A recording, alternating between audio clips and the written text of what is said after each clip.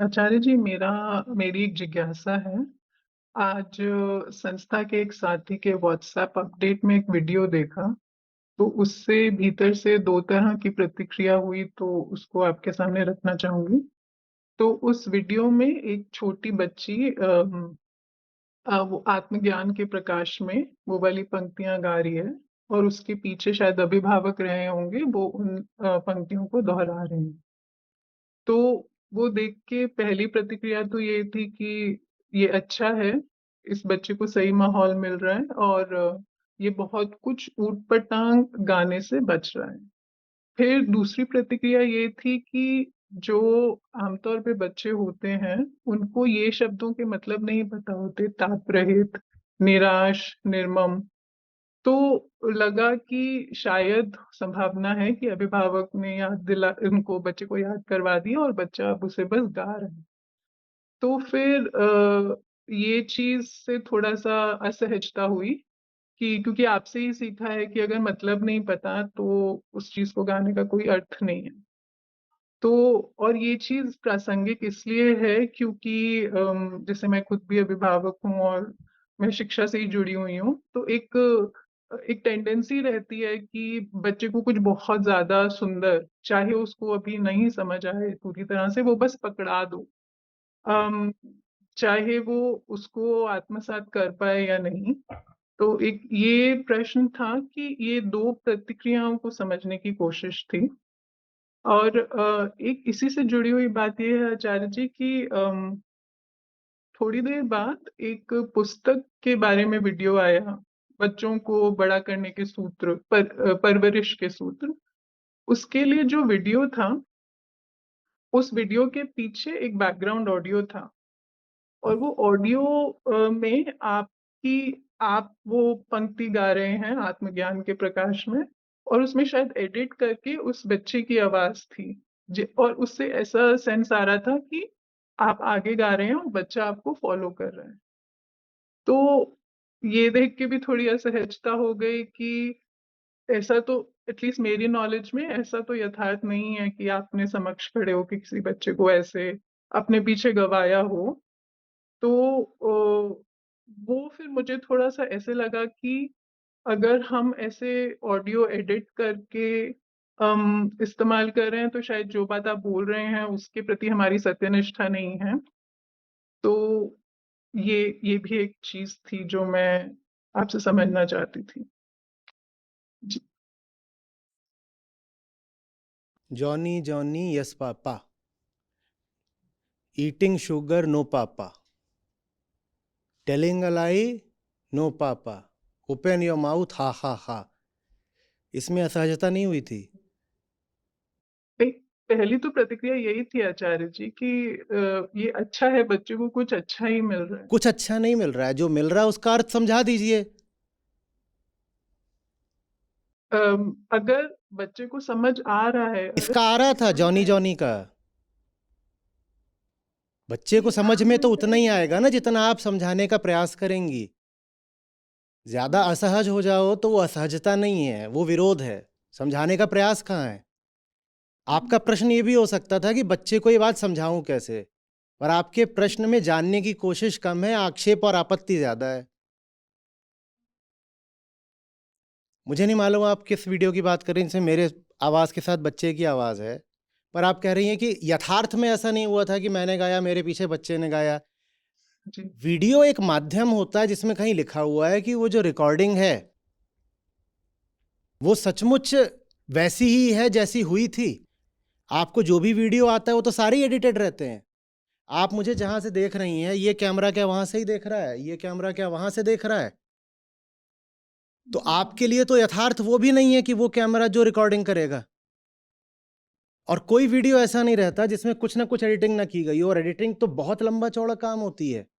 संस्था परेशान है एडिटिंग को लेकर के। तो यथार्थ माने क्या होता है?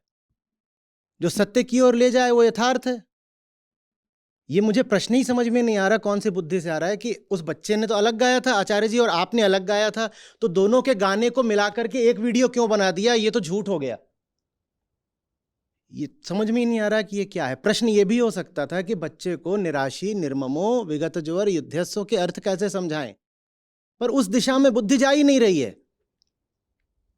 बुद्धि इसलिए नहीं जा रही है क्योंकि कामना और स्वार्थ कहीं पे जाके अटके हैं। जब झूठ को पकड़ना होता है तो एक तरीका यह है कि जाके सत्य पे आपत्ति कर दो। इतने सारे हमारे शॉर्ट वीडियो आते हैं, उनमें मैं बोल रहा होता हूं और आगे पीछे उसमें कुछ फुटेज एनिमेशन चल रहे होते हैं। यथार्थ में वो सब हो रहा था जब मैं बोल रहा था क्या? फिर तो जितने वो वीडियोज है सब झूठ है, सब झूठ है।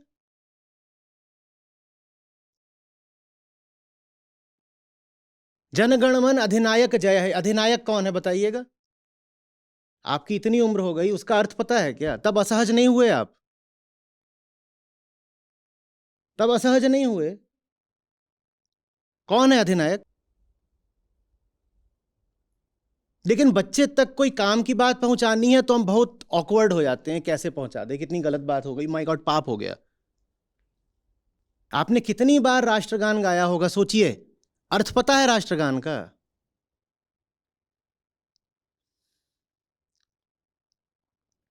वंदे मातरम का अर्थ पता है? कितनी बार गाया होगा, तब असहज नहीं हुए। और गीता का एक सूत्र बच्चे तक पहुंचाने में हम असहज हो रहे हैं। इसकी 1% असहजता भी आपको संसार के सामने होती है कभी, जब एक से एक करके आप जहर वहां पे सोख लेते हो?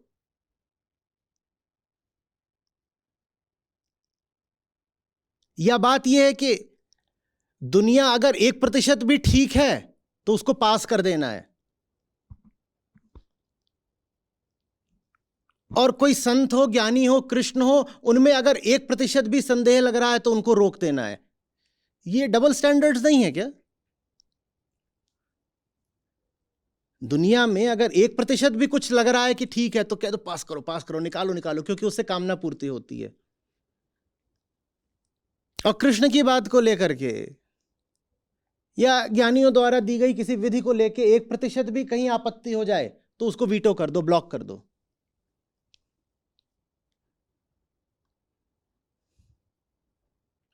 आत्मज्ञान का मतलब होता है पहले अपनी नीयत को टटोलना।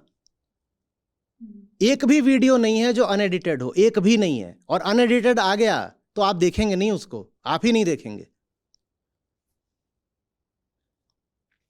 100 बार तो मैं खांसता हूं, ये रखें वीडियो में, तो जो आपको दिखाया जा रहा है यथार्थ तो है नहीं। वीडियो आता है, मैं बोल रहा हूं, वहां पे बॉक्स में किसी और की शक्ल दिखा देते हैं, वो यथार्थ है? कोई बॉक्स में बैठा हुआ था क्या? कहां है बॉक्स? बॉक्स दिखाओ।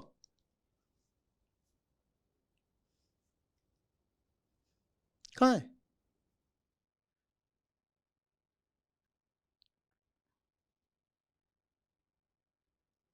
अरे वो विधि है, एक वीडियो विधि है आपको सत्य की ओर ले जाने की। उसमें कोई ये दावा नहीं है कि वो एक लाइव रिकॉर्डिंग है जो आपको दी जा रही है।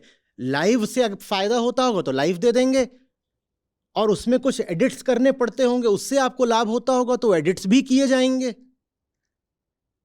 मुझे नहीं मालूम जिन्होंने भी एडिट करा बच्चे को मेरी आवाज के आगे पीछे करा, उससे लाभ हो रहा है कि नहीं। पर उस वीडियो का मूल्यांकन इस आधार पर नहीं होगा कि आगे पीछे कर दिया, इस आधार पर होगा कि लाभ हो रहा है या नहीं हो रहा है। लाभ हो रहा है तो बहुत अच्छा करा, लाभ नहीं हो रहा है तो क्यों करा? लाभ हो रहा है तो इससे अच्छी बात क्या हो सकती है?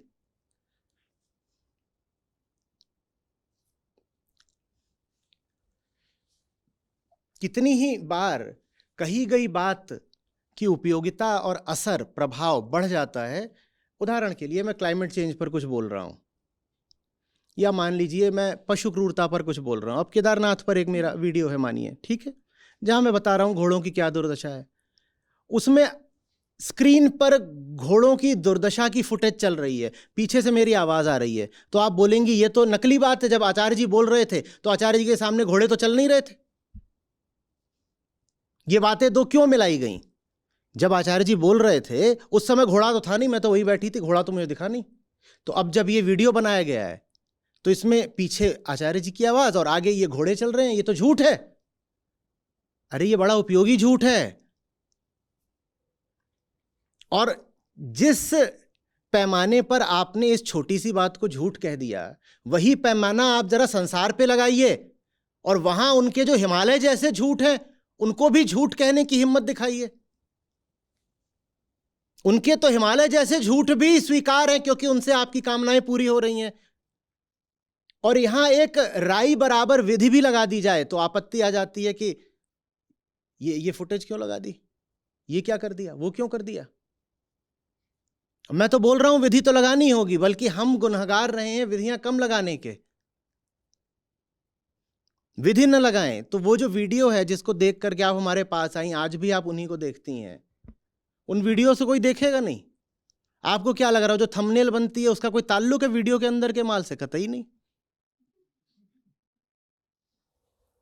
कितनी बार तो अंदर कुछ और होता है, टाइटल कुछ और देना पड़ता है। हाँ, जब वो देखना शुरू कर देता तो फिर देखता जाता है, पर मैं उसको शुरू में ही बता दूं, अग्रिम चेतावनी दे दूं कि बेटा भीतर जो माल है वो तेरे लिए खतरनाक है, तो कभी ना देखे।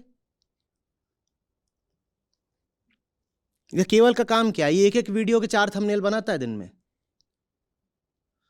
एक लगाएगा, देखेगा CTR क्लिक थ्रू रेट कितना हुआ, फिर देखेगा अच्छा ये मैं चूहा नहीं फंस रहा, फिर दूसरा बनाएगा, फिर तीसरा बनाएगा, चौथा बनाएगा।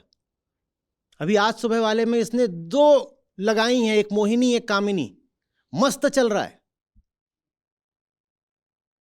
और अगर वो मोहिनी कामिनी लगाने से लोग सत्य की ओर आ रहे हैं तो मैं कह रहा हूं हर वीडियो में लगा दो।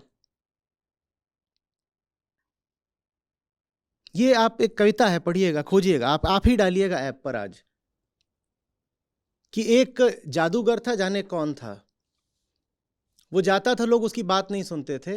रूमी की है या हाफिज की है, देखिए इन्हीं दोनों में से किसी की है शायद, कि वो जाता था, लोग उसकी हाफिज की है, उसकी सुनते नहीं थे। तो उसने अपनी टोली में 4 डांसिंग गर्ल्स रख ली। तो वो जहां जाता था वहां खड़ा था, चौराहे पे पहले उनका नाच करवाता था, लोग इकट्ठा हो जाते। जब इकट्ठा हो जाते थे तो फिर उनको घेर के उनको ज्ञान दे देता था। तो कितना बड़ा पापी रहा होगा, महान झूठा रहा होगा। बताओ क्या दिखा रहा है और क्या दे रहा है।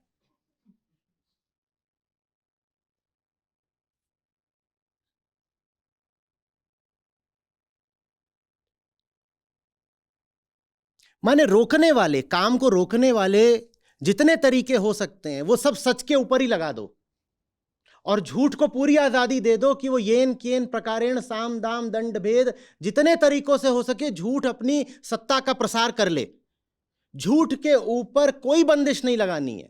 और जब सच चले तो उसके कदम कदम पर जाकर के निगरानी करो, सेंसरिंग करो और ब्लॉकिंग करो कि तुम कैसे कर रहे हो, तुम आगे बढ़ रहे हो, क्यों बढ़ रहे हो, क्या कर रहे हो। ये तुम्हें नहीं करना चाहिए।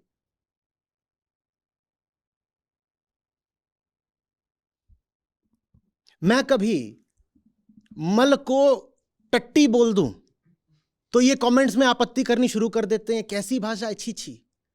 और जो दुनिया के सबसे बड़े गालीबाज हैं, गवार भाषा वाले, ऐसी भाषा की कान से खून निकल आए, उनको आपने सर पे चढ़ा रखा है, उनको आपने सरताज और सेलिब्रिटी बना रखा है। और मैंने तो जो शब्द बोला वो गाली भी नहीं है, वो भाषा का एक साधारण शब्द है, टट्टी। जानते हो टट्टी कहां से आया है? टाट। टट्टी माने पर्दा होता है, पर्दा, पर्दा। जैसे बोलते हो ना कूलर में जो लगता था उसे टटिया बोलते थे पहले, सुना है शब्द ये? कूलर में टटिया लगती थी, वही है टट्टी।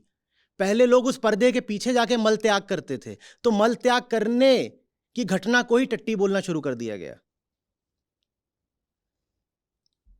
उसमें तो कुछ बुराई भी नहीं है, लेकिन मैं बोल दूं टट्टी तो क्या खलबली मच जाती है। ये आचार्य है, इनकी भाषा देखो। अरे टट्टी बोला तो क्या बोलूं, मलमल।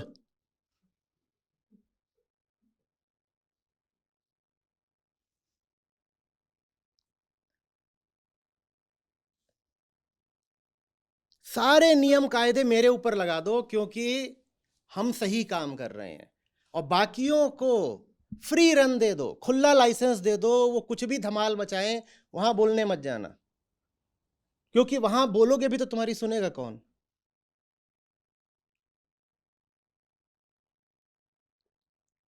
उत्सव की बात होनी चाहिए कि बच्चा रिंगा रिंगा रोजेज और ट्विंकल ट्विंकल लिटिल स्टार की जगह आत्मज्ञान के प्रकाश में गा रहा है।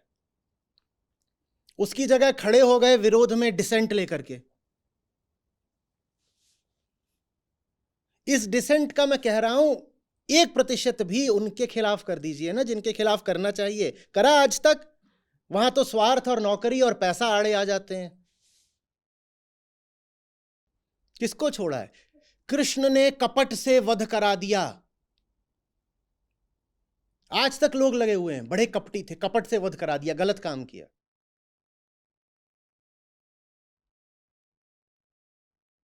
कृष्ण होना पड़ता है।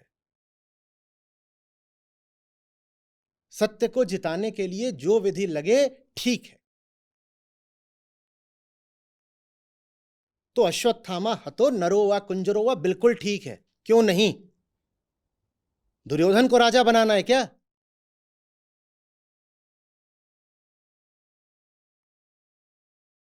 पर लगे हुए हैं कृष्ण के पीछे भी। अरे शिखंडी खड़ा कर दिया भीष्म के सामने, तो क्या करें? वो महाराज सुधारने को ही नहीं तैयार थे। भाई सेवानिवृत्त हो जाओ, कुछ अपनी उम्र का ख्याल करो। सब कुछ कर लिया, अर्जुन सामने खड़ा कर दिया, पहिया लेके दौड़ गए तुम्हारी ओर। जितनी आपकी इज्जत रख सकते थे रख दी। अब उसके बाद भी वो खड़े हुए हैं, खुद खड़े हैं, कर्ण को आने नहीं दे रहे, बोल रहे जब तक मैं हूं कर्ण आएगा नहीं, कुछ होने ही नहीं दे रहे। तो और क्या तरीका? जो तरीका लगाया जाएगा। एथिक्स और मोरालिटी में अंतर होता है, ये समझिएगा बहुत। और आज जाके इस पे थोड़ा शोध करिएगा, एथिक्स और मोरालिटी में क्या अंतर होता है। मोरालिटी का संबंध होता है मोर्स से, जो सब कर रहे हो। आमतौर पे जो धार्मिक रूढ़ी होती है उसको मोरालिटी बोलते हैं। और एथिक्स का संबंध होता है जानने की प्रक्रिया से कि क्या सही है क्या गलत है।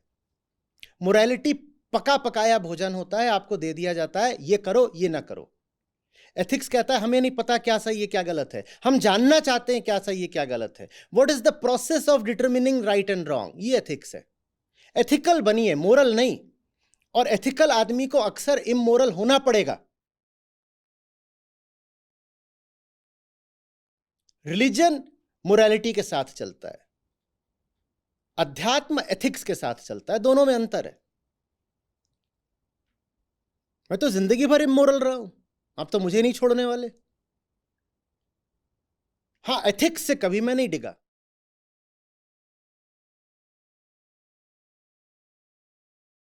और एथिकल रहने का मेरा वादा है। मोरालिटी के तराजू लेकर के आ जाएंगे तो उसमें मुझे नहीं तोल पाएंगे।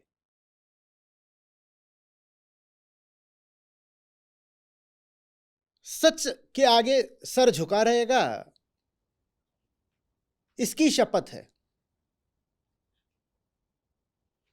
पर आपकी मान्यता, आपकी परंपरा,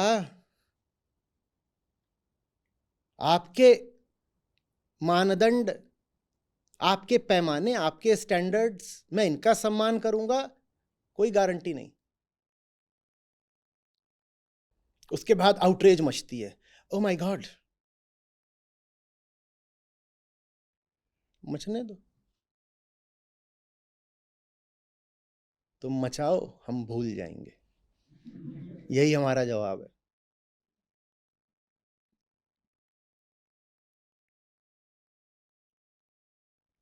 अम, आचार्य जी, यहाँ मैं ये कहना चाहूंगी कि आक्षेप लगाने का बिल्कुल भी मोटिव नहीं था। मोटिव मत समझाइए, आप जब समझा रही हैं तो आप उसमें मुझे ये समझा रही हैं कि मैं आपकी समझ को समझ नहीं पाया। मेरा जिंदगी भर काम ही यही रहा है कि जिन लोगों को उनके मोटिव पता नहीं होते मैं उनको बताता हूं कि उनके भीतर उनके असल मोटिव क्या है। आप मुझे ही समझा रही हैं, मैं क्या नहीं समझ पाया? और मैं इतना ही ना समझूं तो मुझे समझा के भी आप क्या समझा लेंगी फिर?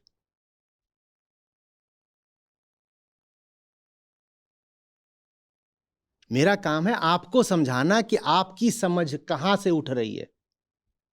मुझे मत समझाइए कि आप क्या समझ रहे हो। और ये बात मैं किसी घमंड से और झूठे भरोसे से नहीं बोल रहा हूं। यही किया है भाई, जिंदगी के 2 दशक दिए हैं इसी चीज को। आज तक मुझे नहीं पता ये रिंगा रिंगा रोजेस होता क्या है। आपको पता हो तो बता दो। और ये हमटी डमटी क्या करने गए थे ऊपर, बताओ। और इतना मोटा वो गिरा काहे को दीवार से, है पता? और जैक एंड जिल की खुफिया कहानी तो एकदम ही नहीं। चल क्या रहा था दोनों में? कौन से पहाड़ पे चढ़े थे, काय को चढ़े थे? और पहाड़ से तो नीचे आता है पानी। ये कौन सा पानी है to fetch a pail of water? पहाड़ के ऊपर चढ़े थे। गंगा तो नीचे आती है, पानी चाहिए तो नीचे आओगे ना। ये went up the hill to fetch a pail of water क्या होता है? तब हमारी जिज्ञासा नहीं उठती। हाँ, गीता का श्लोक सामने आ गया तो हमारे भीतर का कार्यकर्ता बिल्कुल एकदम फनफना के सक्रिय हो गया।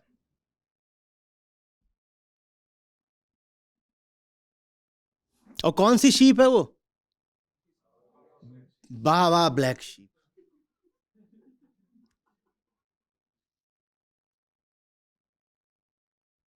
कहां गया वीगनिज्म सारा? उसी से पूछ रहे हो हैव यू एनी वूल? अरे भाई, केश है उसके, उसी से जाके पूछ रहे हो, जरा दिखाइए।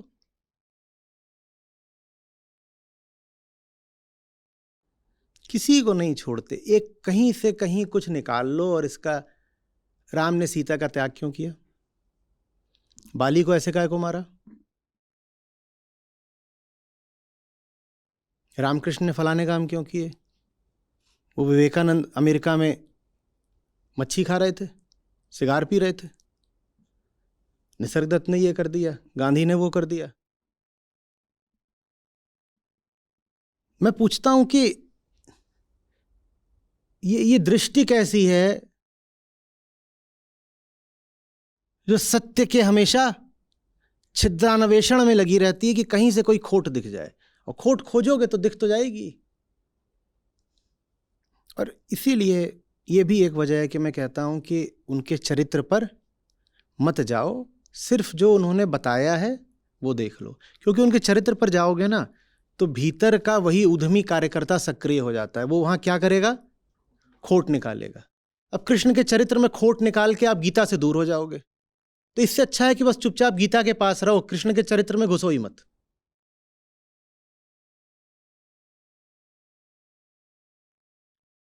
उनके चरित्र में खोट निकालना बहुत अच्छा बहाना है उनकी शिक्षा से दूर होने का। जब किसी की शिक्षा पर बड़ी असुविधा हो रही हो तो आदमी क्या करेगा? Personal attack. ये देखा है ना? जब आप किसी के तर्क में, किसी की बात में, किसी की शिक्षा में खोट नहीं निकाल पाते तो फिर आप बिलो द बेल्ट वॉर करते हो। उसके लिए एक डायलेक्टिक्स में टर्म भी होती है कि जब भी वैसा आर्ग्यूमेंट आता है तो तुरंत उसको खारिज किया जाता है। एक ग्रीक टर्म है, उसका मतलब ही यही होता है कि आप जो तर्क दे रहे हो पर्सनल है, इसीलिए हम उसको एक्सेप्ट नहीं कर सकते। बस ये देखो कि जो कहा गया उससे लाभ हो रहा है कि नहीं। लाभ हो रहा है तो ले लो, लाभ नहीं हो रहा है तो त्याग दो। जो बात सामने है वो सच है कि नहीं, या सच की तरफ ले जा रही है या नहीं, है तो ले लो, नहीं तो त्याग दो। और इधर उधर क्या मतलब है? वीडियो में कैसे एडिटिंग हुई, क्या दिखाया गया, ये बहुत पीछे की बात है। रॉ फुटेज देखोगे तो पगला जाओगे। 4 कैमरे हैं, 4 अलग अलग रंग में करते हैं कैप्चर। कोई बड़ी बात नहीं इनमें से एक आदमी ये गुलाबी हो। हमारी रिकॉर्डिंग टीम है, मजाक है। वैसे सूचना के लिए बता दूं, मेरे घर में भी एक छोटा बच्चा है। वो जो वीडियो था वो मैंने अपने घर को फॉरवर्ड करा।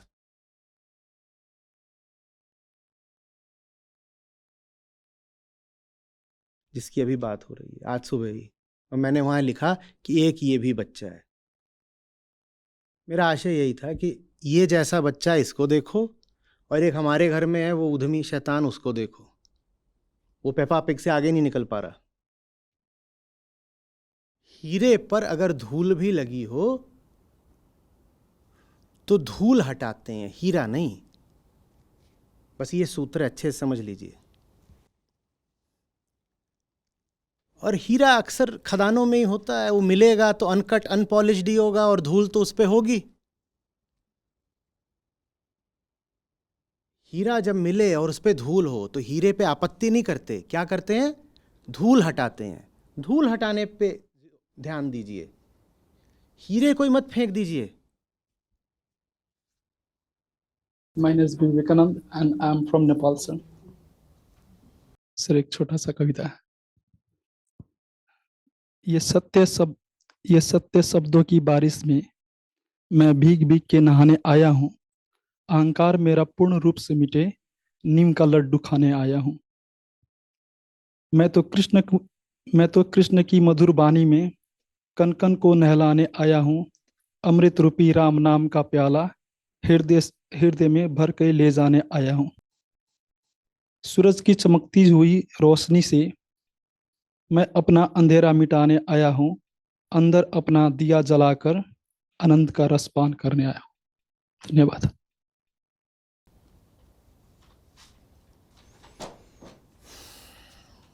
स्वागत है आपका। And lots of love from Nepal, sir. Nepal में सब बंधुओं को मेरी ओर से प्रेम प्रणाम कहिएगा।